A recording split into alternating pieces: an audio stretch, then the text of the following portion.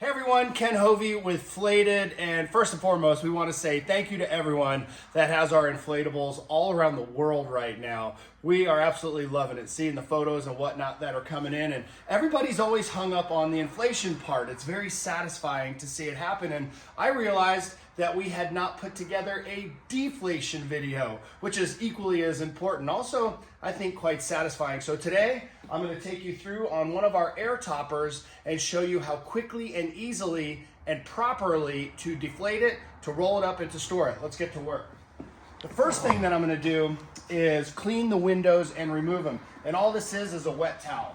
Basically, you're just wiping away any dirt, getting it all cleaned up. We'll do that on the side. And I know that not everyone has a table to put their topper on. It'll just be on here for a moment, and then we'll move it to the ground. Then we're going to go to the side windows. And again, we're just wiping them down with water. Check this out. The beauty of the table. I can just spin it around. Let's see this side. And we're going to do the same right here. Just wiping it down. All right.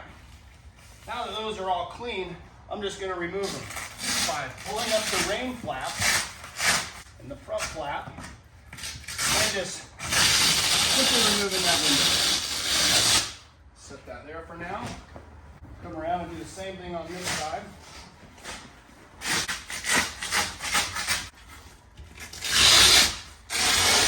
All right. And I'll save the screens and the back window for when I tip it over. Then we'll get the front window. On version 2, the front window is now removable. Let's give that a little wipe.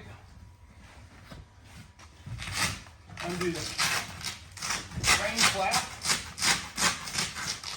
Put your hand under there to separate it. And then pull that one off as well. Woo. I love the sound of crisp Velcro. While you can go ahead and just throw this thing on the ground, I like to take care of things and keep them very nice. What I'm going to do is use a product called 303 before I flip it over. This is like a UV sun protectant that keeps things nice and malleable, and even knowing it's going to be in a bag, it's just a great way to protect it. We'll put that on. And while my cameraman and CEO, Ryan, likes me just to squirt it on the rag to save it, it's not how I do it. I like to just spray it on there. Let's give it a little coat. Ryan hates that I use that much. This stuff is awesome on anything that sits out in the sun, so think about picking it up. Then we're just going to wipe it down. Shiny. All right, I got the top.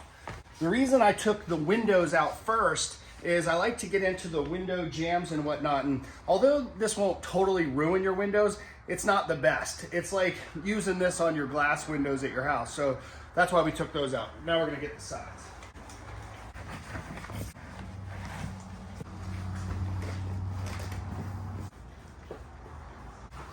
This also makes it look nice and shiny, and you can use this while it's on your vehicle, which we suggest.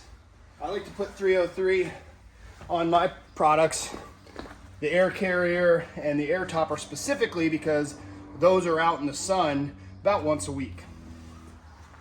All right. Now I'm just going to put it down on the ground. And like I said, you can throw this on the ground anywhere, but I like to take care of it and try to keep it clean before I put it in the bag. So I have a tarp down, which will kind of keep it from getting dirty, getting scratched up, and just a better protectant. While it's here, I'm going to take the back window off. The other thing that's good to do is go ahead and zipper it. Zip it up.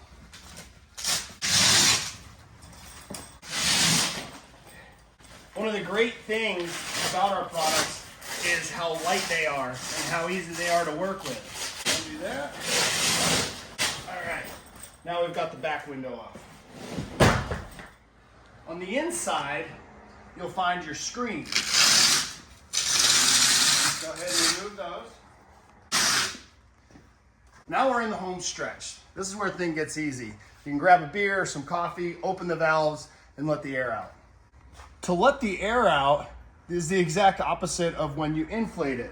Open the cap, there's your valve, push it in, and turn it counterclockwise, and you can hear the air coming out.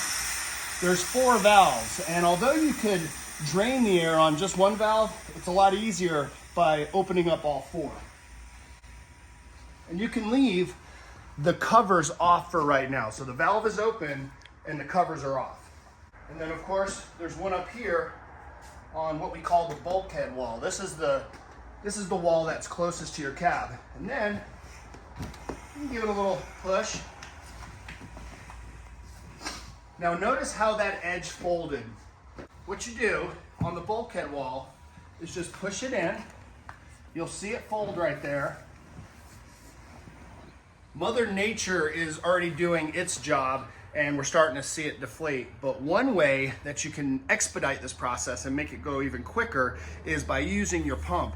Many people use this to inflate, or they have the electric pump, which can also be used to deflate. But you'll see on there it says inflate on one side, and if I simply unscrew it, go to the other side that says deflate, I can quickly and easily pull some of that air out of there very fast and efficiently. And it's almost like a vacuum sealer for sandwiches in your kitchen. By pulling that air out, it'll compress the material down so it's easier to fold. Although you could do it from one valve, the most efficient way and the best way to get all the air out is to actually go through each segment. We're gonna start it off with the front valve, or the bulkhead valve. And it'll only take a few pumps. Got that one. Once you've pulled the air out of that chamber, go ahead and close the valve and put your cap back on. And you can already see how much it's compressing. Now we'll go around to the back ones. And if you look, especially up front, you can see the drop stitch starting to get thinner and thinner as we pull that air out. And as you look right there, you can really see how it was 4 inches thick. Now it's like not even a ½ inch. A couple more pumps, and that's that one. And again, we're gonna close the valve and put the cap back on. And generally, it only takes maybe 20 deflation pumps to get it to compress. Go to the final valve, which is the way many people inflate it, is through this main center valve. And now this thing is totally deflated and we're ready to finish folding it up and putting it in its bag. So what I like to do is take it from this and fold it in half. And then for the final stage, we're just gonna roll it up and put it in the bag. Since this is made out of the same material as all of the most popular inflatable stand-up paddle boards, a lot of people will be familiar with this technique of simply having those valves opened earlier, pulling the air out, and then rolling it up. Now, just turn it sideways.